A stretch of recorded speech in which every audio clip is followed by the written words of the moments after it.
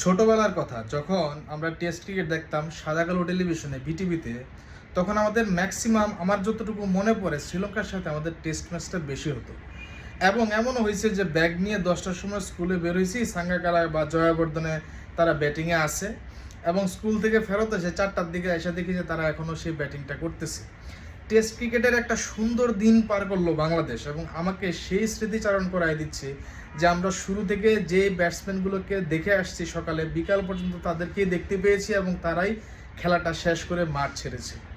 বাংলাদেশ 52 রানের লিড নিয়েছে অলরেডি, মাত্র 1 উইকেট হারিয়ে 338 রান তারা অলরেডি করে ফেলেছে।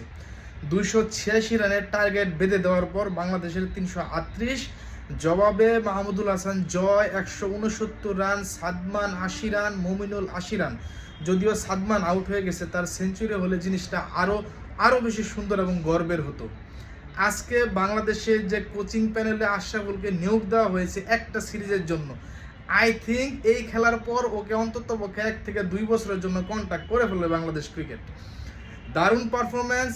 টেস্ট ক্রিকেট এমনই হয়, টেস্ট ক্রিকেট এমনই সুন্দর হয় এবং আমরা এই টেস্ট ক্রিকেটটাকেই দেখতে চাই, এই টেস্ট ক্রিকেটটাকেই আমরা মনে প্রাণে ধরে রাখতে চাই। মাহমুদুল হাসান জয়ের এর আগে একটা সেঞ্চুরি ছিল যেটা দেশের বাইরে, দেশের মাটিতে বাংলাদেশি প্লেয়ার ওর এই প্রথম সেঞ্চুরি এবং যদি 200 করতে পারে তাহলে 4 নাম্বার ব্যাটসম্যান হিসেবে 200+ রানের যে কোটা আছে সেখানে থাকবে, সেখানে নাম থাকবে সাকিব আল হাসান, তামিম ইকবাল, মুশফিকুর রহিম এবং